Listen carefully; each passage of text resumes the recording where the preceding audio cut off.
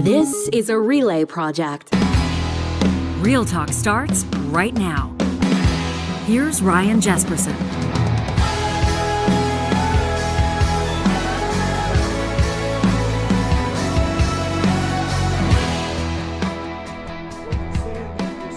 A bigger episode of Real Talk than when the sitting Prime Minister of Canada, Justin Trudeau, joined us live in the Real Talk studio as we, on the eve, just hours before Game 3 of the Stanley Cup Final, welcomed the stars of the world's biggest hockey podcast, Spittin Chiclets, right here to Real Talk. That in 30 seconds. Want to let you know that this episode is happening with the support of Relo. That's Alberta's top online real estate school. You can check him out at relo.ca. Don't forget, if you're looking to get your career started as a realtor, use the promo code Ryan100 at relo.ca to knock $100 off the Alberta commercial and the Alberta residential real estate bundles. That's Ryan100 at relo.ca.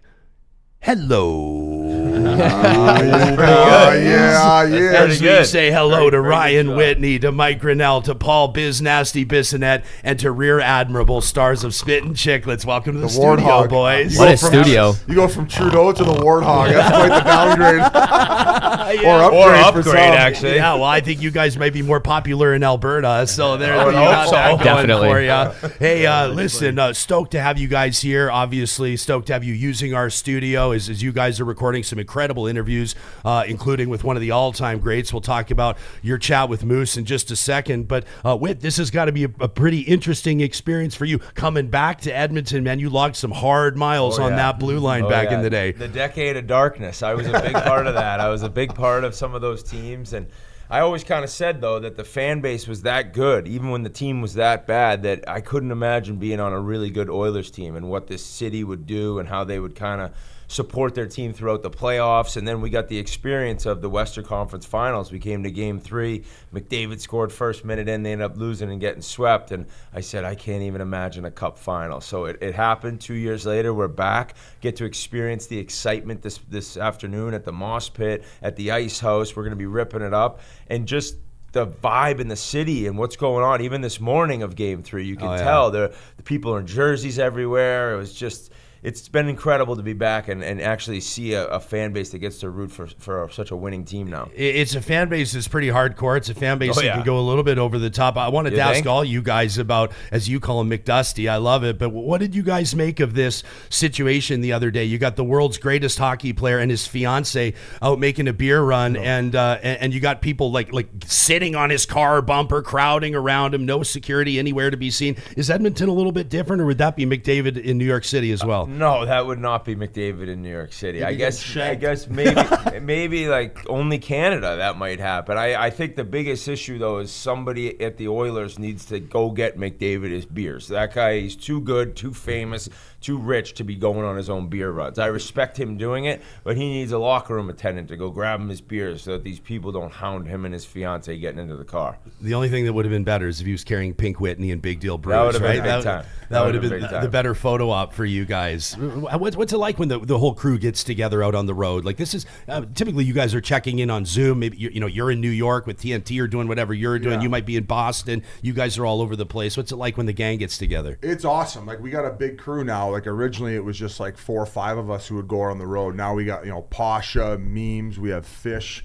Car washes is what you used to call them. Yeah. Just in and out quick. In and out like a fiddler's elf. Now like we go places and like you said, we're able to link up with people like you, get their studio and bring a bunch of people in. And it's fun traveling around with our big whack pack that we've created. And I wouldn't change it for the world, and it's been a blast, and we're fired up for this trip, and then we're actually headed to Lauderdale after as well for a game. So this is why we do it, and what do you think, Rear? Do you love it? I love it. Yeah, there's just way more electricity when everyone's together. I mean, it's fun when we're in 4 different locations doing the interview, but there's just an extra vibe when we're all together. I mean, you saw it yesterday when we interviewed Moose and all the interviews we did. It's just more electricity. And we got Merle's and Army here, so it's like the whole family's together. It's great. You know what it's about, where you get a bunch of good interviews banked, and we'll know we'll release them. It's just the nice nicest feeling. Last night went for a nice dinner. We got 4 great interviews, and we just know, all right, that's good content that the fans will get. And the interviews when we're together, the little moments of silence on the internet where it's just harder to know if somebody's going to talk together. You're able to interrupt each other a little bit more like naturally, and it just makes it that much Sets better. us up for months too. I mean, if we get, say,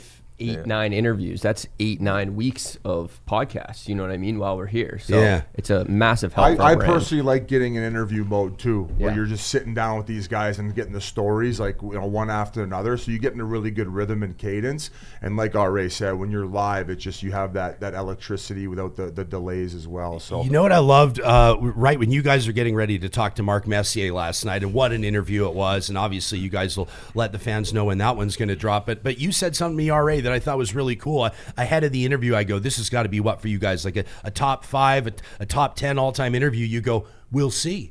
Because you kind of never know what you're going to get with that interview. And you guys drew something out of Messier. I didn't expect that. Me I didn't, neither, and man. I'm not trying to kind of tee people up and get them too excited, but for a pretty reserved guy, as I've always heard, he was really like getting into his entire like life story, feelings on everything. He was standing up. He was animated, and I think that maybe his little tequila helped him. And I guess after Steve Levy, who works at ESPN with Messier, was downstairs with our guy Merles, EBR, shout out EBR, and Mess came down and he was like, "Where were you? That was a long time." And he had said to Merles, he doesn't even really talk that much, and he goes, "Those guys made me open up." Yeah. So that was a Oh, great that's feeling awesome. for us. And I think that's what separates our brand from most other podcasts and shows is these guys do such an incredible job. And now that you've seen it firsthand of like getting people to just drop the media hat, drop the media blanket, because and it's instantly just back in the locker room drinking beers with the boys. It's they do it better than anyone else. Yeah, well, I mean, and obviously having former NHL players is key to that, right? Like, I mean, there's a lot of hockey podcasts out there. There's a ton of podcasts out there, period. It's competitive, man. Like, everybody knows that. But you guys kind of tapped into something special. I love it, though. Humble grassroots. You throw a tweet out in what, like 2015, basically just floating the idea. Is anybody in? RA tweets back, "Are you serious?" And then, next thing you know, I don't know what you guys are drawing, but I would imagine 1 million downloads an episode. I mean, it's crazy. Do you ever just kind of give your head a shake? Yeah, for sure. I mean, Every day. Every day. There was no plan on this, which I think most things in life that end up becoming real successful, sometimes you don't really think of what it could be. You're just going into it with an open mind and looking to have fun, and that's what we did. And then Biz came and Grinnell, and the whole story of it's pretty bizarre that it worked out this way. Everything's timing in life, and we were early in the podcast game. You try getting into something now, it's pretty hard, I think. Yeah. But we were able to use Barstool also, which was a big part of having that built-in audience, and it's just turned into something none of us could imagine. If I ever made like $2,000 doing this, I'd have been like, holy shit. Oh, sorry, I don't know if I can swear. No, you can say whatever the fuck you want, buddy. I made $2,000 from talking to RA. So now it's a full-time job traveling the world, North America at least, Yeah. if not the world, and having fun. I think timing plays an important factor too, because you did 2015, that tweet where I didn't even know what podcasts were. Neither Right, did I. and My they were- wife said do one. I was like, what Is that right? She wanted you out of the house. Yeah, she's like, get out of here. They'll do it. They'll just, I do it in the house now. Yeah. Well, and then obviously it hit another level when you joined, and that's added, notoriety. I'm going to talk to you guys a little bit later in this episode. We only have Whit for a short time, but Yeah. I want to ask you, I mean, like, you guys have kind of transformed your reputation a little bit, even in the last year, like your Mike Babcock stuff and breaking some trade rumors and all that kind of, it's really like turned Chiclets into a thing, as opposed to kind of this like fringe voice or independent commentary. People are now going, I heard it on TNT, I heard it on ESPN, I heard it on Chiclets. Yeah, right? I don't want people to get confused. We're still fuck ups, and we still like it. We still do the rumor boys and stuff like that. So that's who we are to a core. Like, we don't take ourselves too seriously. But yeah, there has been a few instances where like the Babcock thing happened, where I've said it repeatedly. I never even talk about that if a player didn't come to me and mention it and ask me to say it on the pod. But we typically like to keep it pretty light and maybe like joke about rumor trades and stuff like that, Yeah. and fuck around and get Tits McGee, or RA's girlfriend as we like to call her, on the podcast, so stuff like that. And it's been a whirlwind. Yeah, for people who don't know, I mean, you guys basically broke the story that Mike Babcock, I mean, I think originally revered as one of the greatest all-time NHL coaches, was being a real prick and had been for his entire career, Yeah. and it basically got hired in Columbus and then fired before he even started. I'm sure most people know what we're talking about. What do you think when you think back to the early days? You come to Edmonton, they bring you in, like you're like still kind of like a veteran presence on a real young team. and you shack up right away with like their first overall pick, Taylor Hall. It's like Whit and Hall and Jordan Eberle, one of the most beloved Oilers of all time. That must have been They were awesome, and they weren't right when I got traded. They weren't there yet. Halsey came the next year, and just getting to know him. And I remember the first time I met him, he was like kind of like chirping me, and Horkoff's like, "Oh, why don't you show him some respect? He played in the Olympics." And Hall's like, he played 2 minutes a game. And I was like, I kind of was like pissed, but then I was like, oh, I love this kid. So we ended up living together, me, Hall, and Ebbs, and had a blast. I mean, those guys are great dudes. They'll still remain lifelong friends. I don't really see them at all anymore. Yeah. But just being here at that time, it was hard for me because I was like, oh my God, that's a long way from home, and I knew the team was struggling, but I also knew I was going to get a chance to play a lot. So for me, it was great, and then I got hurt, and that was kind of the beginning of the end of my career. But I still enjoyed my time here. I know it's like the teams were bad, and I've chirped the city a little bit here and there, but I do love it here, and I do respect the fan base's like love of hockey, how much it means to them. So that's why I always just thought about what it would be like if the team was good here. Do you have an Aldo ad read for this pod? Aldo and like what was it, Cactus or the Millionaire Cut? I know you were big on the Billionaire's Cut. The Billionaire's Cut. I would shoot guns at the West Edmonton Mall. It was crazy. Can you believe that that's a thing?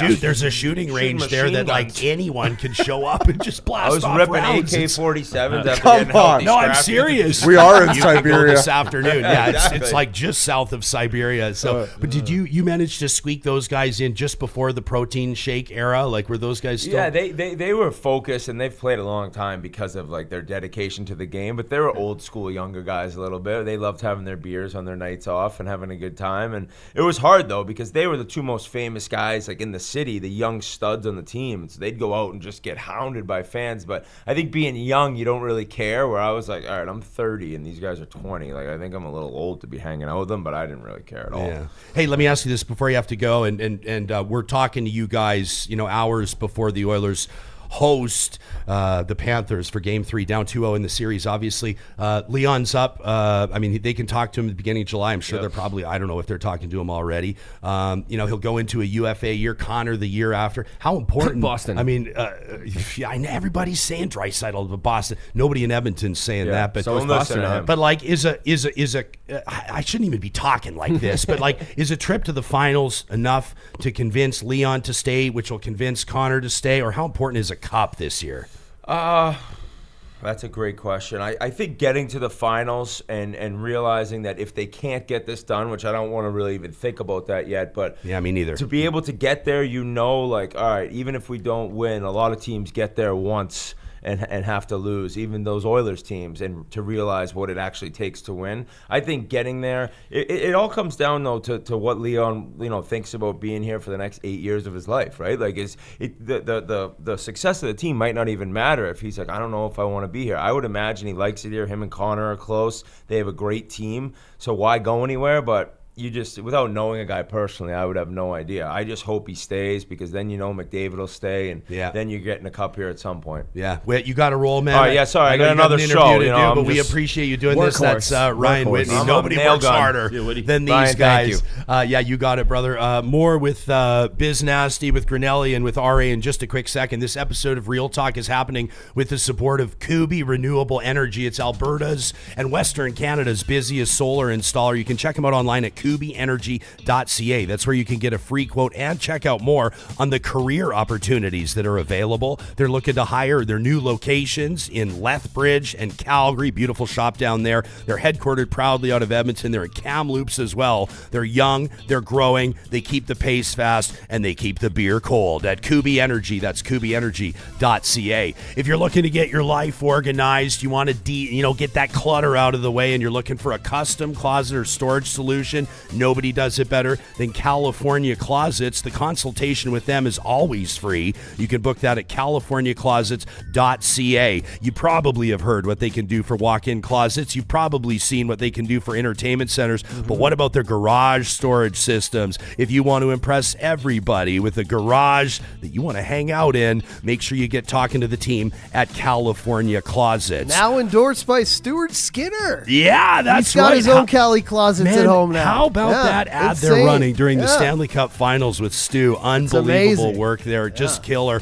Friesen Brothers, you know them, Alberta grown, Alberta owned, and it's barbecue season right now through the month of June. It's Alberta Pork Month, and that's why Friesen Brothers wants you to know they're giving away a grill at every one of their 17 locations. You can check out details on that giveaway, grilling tips, recipes, and more online at friesen.com. And a shout out to our friends at Complete Care Restoration. Their teams are hard at work right now getting communities back together. After those wildfires of 2023, they're ready to respond 24/7 this summer as well. If disaster strikes in your community, don't forget the name Complete Care Restoration. For more than a quarter century, they've been restoring properties and rebuilding peace of mind.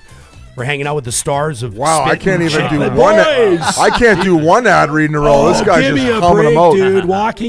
Watching you work yesterday, it's Oh wild, yeah, man. trying to memorize lines. Oh. My brain was But twitching. no, man, your whole brand is like, I don't memorize lines. No. You just freewheel, and I love Try it. it. Did you always kind of know, like when you were coming up, you're playing like junior, and then you're playing pro, were you always kind of like watching the media side of it and maybe seeing a potential future for yourself, or how did that come around? No, I was always a bit of a jester and clown in the locker room. Actually, it was something my coach told me to work on to get a little bit more serious and dial it in. So I did try that through the more intense years when I was playing under 18 and trying to make it as a pro.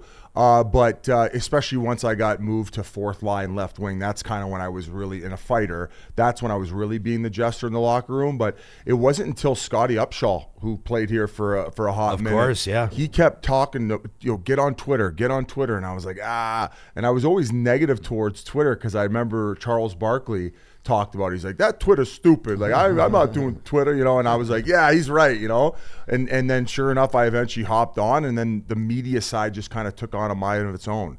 And I was I got kicked off Twitter. Then I kind of started doing it on Facebook a little bit with updates, but then eventually the Twitter came back, and then that was kind of all she wrote. And through that, it just spiraled into getting opportunities, whether because I was showing my personality, more teams on the road or media personnel would put a mic in my face where I might say the wrong thing, including Arizona's. And then all of a sudden brand opportunities came, and Sportsnet, hey, do you want to go to the All-Star what is it called? Yeah, the All-Star game or this trip or that trip and film a little bit of content. And from there it just continued to snowball, and here we are. You've always been unapologetically yourself. And Okay. to your point about the media, like I think it's great that you never like honed in. Like as a kid growing up watching the media, I'd be like, oh, that's the guy I want to be like. I'm gonna cater my takes and cater my cadence to sound like this guy, but you never did that, right? And No. you always were unapologetically yourself, which I think has been such a key factor in your success. Yeah. Because it's like you're Biz. There's Yeah. no one else like you. Okay. and Wow, that's what tire pump from that's what GA. sets you Fucking apart. A, boy. No, but Fucking that's what A. sets you apart. You're you know? 100% right. And like you guys obviously can say whatever you want and get crass and blue on Spittin' Chiclets. That's what a lot of people love about it. But then you can clean up your act, and then there you are sitting beside the great one. Yeah, like how that's many crazy. nights are you on TNT? Like it's wild, man. That's a little harder to run it through the double filter, obviously, Yeah. when I'm standing next to Wayne and trying not to get myself tossed off television. But appreciate the tire pump, G. And yeah, I guess it was just from the fact that like really when I started doing it and jumped on Twitter and started spouting off and even like getting in fuck you matches with fans and going back and forth, like no one was really doing it. So it's kind of goes back to the podcast where we were just fortunate enough to be the first kind of hockey podcast or one of the first where, it took on an organic way, and yeah, here it is. Yeah. And then in terms of like working with Biz too, like it's unlike any talent you've ever worked with. And I always go back to, we filmed this commercial with New Amsterdam Vodka probably 3 or 4 years ago in California. We show up, they have all these lines for us, they have this set, how we're gonna do it. Biz takes one look at it and he's like, no, we're gonna do it my way. Like, makes it so funny, makes it hilarious, telling all the producers how to shoot it, what Yeah, angles that might to be a get. problem sometimes. Yeah, but as a producer, it kind of sucks sometimes. But you also love that. You love that the talent's invested into it and they want to be creative. They want to make the brand better. And like as a producer, it's awesome to work with. You know what I mean? Yeah. It was cool to hear you guys kind of reminisce about the early days and trips to the Stanley Cup Final. You guys are self-funding. You're not getting paid. I mean, tell us about those days. Yeah, that was 7 years ago. Oh my God. 2017. Yeah, 2017. We've been around for a year. Me and Grinnell wanted to go to the Stanley Cup Final with games 3 and 4 in Nashville. We reached out to Barstool. They weren't willing to pick up we weren't even asked for tickets. At the time, they were the 2 highest price tickets games in Stanley Cup history. Just ask for $200 hotel rooms. That's it. We split a room too. Yeah, that's how long. Oh my God! We didn't split a bed. No, he slept on the floor. Yeah, right. You guys were bitch. spooning each other. No, we slept on the floor. We flew down, and we got it. It could have been a catfish. A dude reached out, DM. And he says, if you guys come down, I'll guarantee you get in the game. I said, look, buddy, we don't want to schlep all the way to Nashville and not have a guarantee. And I forget, I don't know if it was you show me yours, I'll show you mine type of thing. But I was like, I trust this guy. And he says, just go to the when you come into the building, go to the far right, and you'll see me. Door. There was just a door open. He cracked it open. He let us in the back door. He gave us a couple tickets, stubs. We didn't just get a bill. We had legitimate seats too. Twice, 2 games in a row. We got both games in. So I mean, they were $2,500 tickets. He brought us in for nothing. For the love of the game, though, right? You were doing that on your own dime. And we paid out of our own pocket, and we did our own content. I was man in the street. I had cowboy boots. It was and funny Daisy too Dukes because in the early days of Chiclets, we really did believe in video before anyone else did. And when we used to record the podcast, my older brother had an old GoPro that he used to use when he would snowboard. So when we would record the podcast, I would put a GoPro on top of his TV in the corner of his apartment, so it would blast down on us and we'd have some video. But when we went to Nashville, we were walking down Broadway doing interviews. You remember that? We were doing interviews with people on a GoPro. I go back to the hotel, I edit it all up, I throw all this music on it.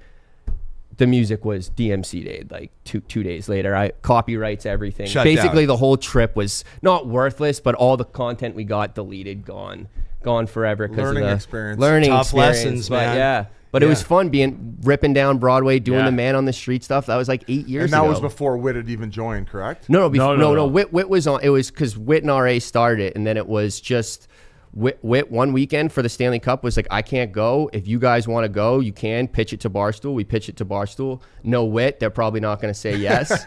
So RA's if you want to go. Things have changed. Yeah. Where they get clearance. Yeah. I mean, we even have G doing his own series now with the college. Yeah, man, college you're killing hockey. it on college hockey. It's incredible to see what's happening in college hockey right now. I always sort of thought Canadian junior. It sort of seemed like when the odd Canadian player would go down to the States. I mean, I think Danny Heatley or somebody would go down to the States to play, and it was a thing. And now it just seems to be as much of an option as playing major junior, maybe. Yeah, it's growing to the point where it's taken a decent amount of focus away from major junior to where, from my understanding, they might even consider opening up where you can go to major junior and then after that eventually go play college hockey. And why not, right? I think it's so stupid that they can't do that because all of a sudden it's where are some of these 19, 20-year-olds or even 21-year-olds going to go? Well, and they're paying them $200 a week or something stupid, right? Another thing. Well, yeah, you're talking about in pro? I'm just saying, I'm saying if you're playing in major junior and you're giving up eligibility or Correct. It impacts your ability to play in the States, it doesn't make any sense to me. So from my understanding now, most kids, every year they play, at least it was when I was playing there, so it's probably gotten even better. Yeah. Every year you would play in the OHL or any CHL city. You would get a year of school paid tuition, for. Yeah. So yeah, that was positive. But for me, it's more about not every kid's going to be fully developed at 16 to go even start playing major junior. So let's say you finally develop by 18 and then you go play a few years major junior. Maybe you still don't have the tools and you haven't developed enough to then make the leap to pro. And also, nothing to take anything away from the ECHL. I played in the ECHL. It's a little bit rougher, a little bit muckier, where why not go let them worry about just focusing on the hockey and maybe not the fighting, going to play college hockey for another 2-3 years, whatever it is, and then they can worry about going to pro. So I don't see the reason as to why they can't make those steps, and I actually think it'll benefit both leagues because people are going to obviously go to major junior at a younger age, and then they'll be a little bit more developed to then go play college hockey, and they'll have a better talent pool. So I think that there's rumblings that rule might change within the next year or two. And just wait. Just wait till all these big Southern schools, University of Florida, UCLA, USC, once those schools get college hockey, it's over. Well, they're watching what's happening in Arizona, right? Exactly. Bingo. That's a prime example. Another thing, too, is you talked about what these guys are making. I made $50 a week playing in the OHL. $50. And then it was $80 every 2 weeks because they would keep 20 and then they would give you the big chunk at the end of the year where you're like, yeah, $1,500. What would you spend that on? Usually an end of the year trip with the boys, like an all inclusive. Go down there and just get loaded and try to get laid. Back then it wasn't that easy, right? It wasn't easy for him. Yeah, okay, it is. Okay. I'm sure you struggled a lot. Yeah. But that's just not enough money, even regardless if they're paying for your college tuition, where these kids can go to play college, get their school paid for, and then they can get all these side deals. Yeah, NIL, and now they just signed that NCAA deal where the colleges can now pay the kids. Yeah. So it's like now it makes no sense. And the American college experience, I mean, if you're going on a full scholarship, why wouldn't you? Oh, it'd be I unreal. mean, it's 4 years of partying, drinking, it's the best time ever. Yeah. No Preps you for the responsibilities. show. It's like Gets you ready for the show. I'm watching the live chat right now. Nobody thinks. Tony says, I think McDavid would stay. Says, but Leon's so out of here. Travis says Leon would be silly not to go get that bag.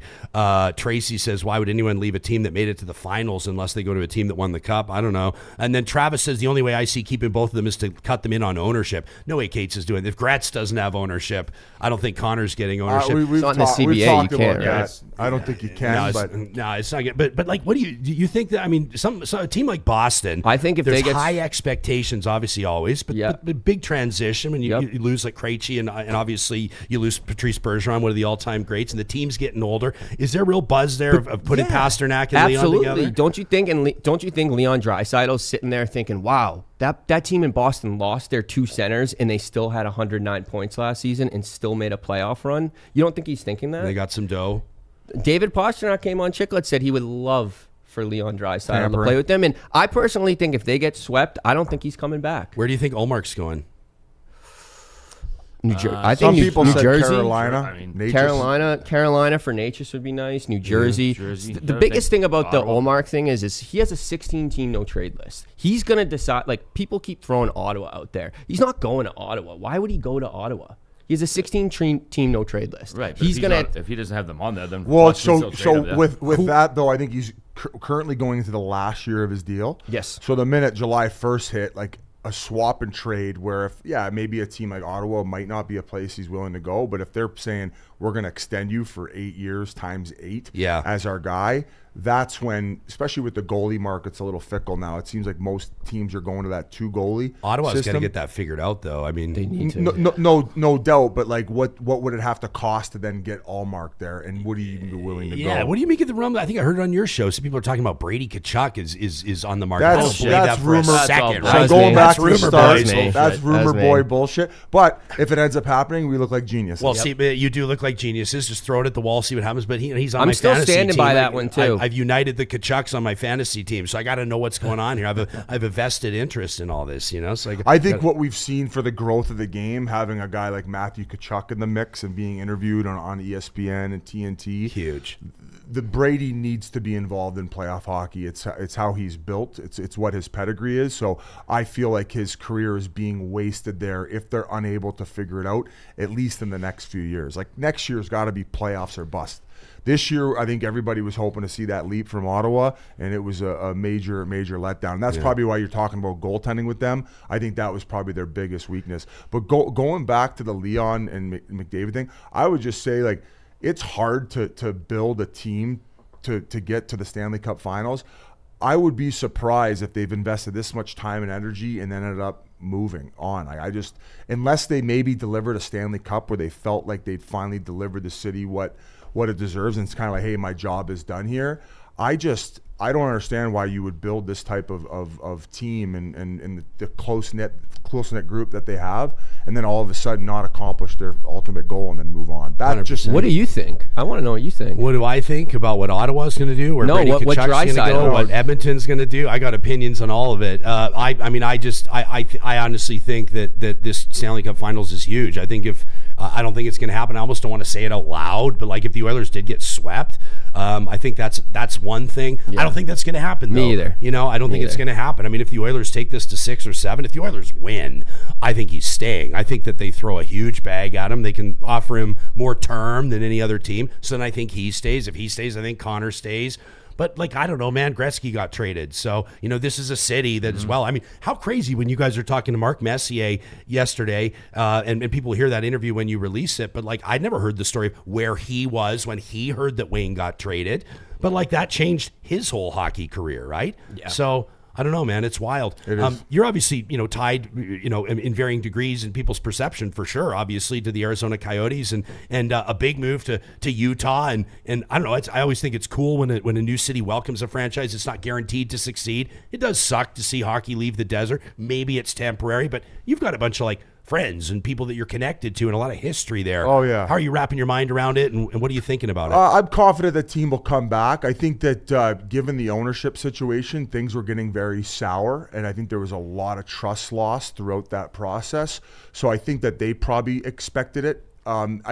It did hit them pretty quickly at the end of this season, but drastic measures needed to be taken based on how everything was going, and I think that it's off in unbelievable ownership hands with Ryan Smith out there in Utah. Everybody that I've talked to involved with Arizona has been talked to and is making the transition, so they've welcomed them with open arms.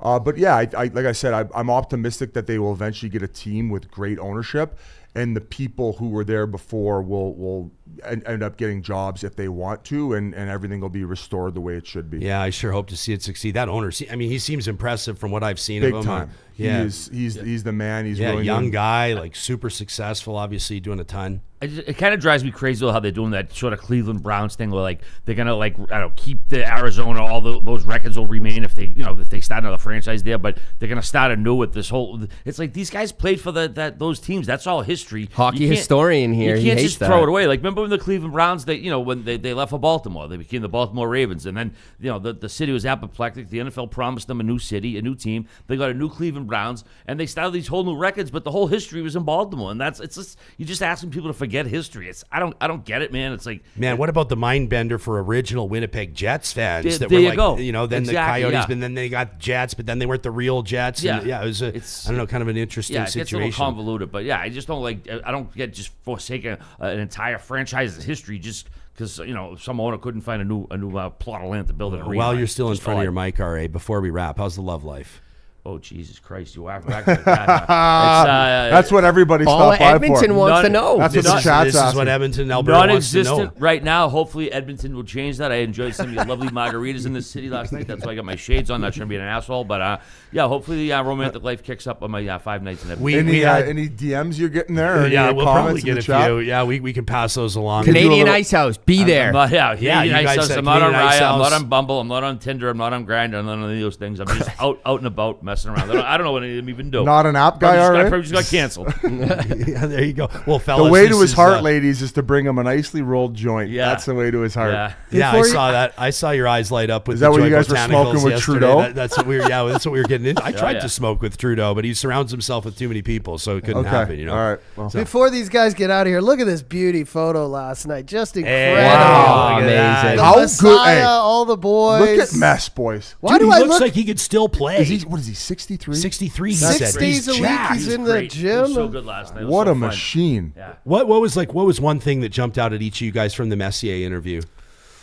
Was there Oh, something? I talked about it as soon as we left. Like the fact that he wasn't this guy who was lighting it up per se come junior time. Yeah. And the minute that he started to, he had to bump up to pro at what he said. He done 17. 17 for the WHA fighting grown men. So he had to learn all the other stuff like getting water bottles full, working the gate, having to fight grown men, and playing that fourth line role to eventually get to where he got, where he set the league on fire, 6 Stanley Cups, Hall of Famer. So to hear about his humble beginnings and how he had to earn those stripes and the lessons he learned from his father, that to me stuck out the most. And no wonder his foundation is so strong. His dad sounds like an absolute beauty. Oh, yeah. The Oh, story, yeah. I mean, I don't want to spoil the pod, but basically telling a story about his teammates didn't stick up for him on the ice, so he went and fought them all Yeah, in the dressing oh, yeah. room. Says, if you're not with me on the ice, you can fight me in the room. I was like, that is a next level old school hockey player. Yeah, no, he's next level, man. Just a workhorse. Yeah. What about you, R.A.? I just love his openness because, like I said, he's known as a reserved guy. He's not, he's not like what do you call him, a dynamic personality. He's certainly a great gentleman, and he really opened up. Like Whit said, maybe it was the tequila he was enjoying, but whatever works. I thought it was a fantastic interview, and people are gonna love it. He's a deep deep thinker, and sometimes with these guys, they're held to such a high standard. Maybe they don't open up all the time when they're on camera or when they have a mic in front of their face, but that don't take away from the fact that he's got a deep mind and a very intelligent human being. And fortunately for us, he was able to open up about all those experiences. And when he gets articulating, man, it was like my jaw was dropped at how he was opening up. I mean, you're talking about arguably and probably maybe inarguably the greatest captain in the history of pro sports. I mean, they named the leadership award after him, right? Yeah. I mean, it's just kind of rarefied air that he's in, and it was super cool to have him in here. Guys, also super cool to watch you work. And speaking of that, you got some stuff you got to get to. It's awesome to have you doing it right here in the Relay studio. Sure appreciate you making yourselves available. Thanks for doing this, thank man. you, buddy. We got to thank you for your hospitality. This Yeah. studio is incredible, and the reason we got to get 4 amazing interviews yesterday. So thank you very much. We'll shout out Kubi Energy. They're the ones that gave us that special tequila bottle that got Mess talking. Okay, So there you go. Thanks, Kubi. Nice. Yeah, you bet. That's Paul BizNasty, Bissonnette, Rear Admiral, RA, of course, and Grinnell, Mike Grinnell, producer of Spittin Chiclets. Of course, Ryan Whitney joining us earlier. Thanks for joining us on this special edition Love you, of Canada. Real Talk. That was awesome. That was great, boys. buddy. That was great. That was great. Easy. Thanks, sir. Thank you, sir. You're the best. Thanks, brother. Thank you, boys. Cheers, brother. So, did you text the driver, Jeff? Or?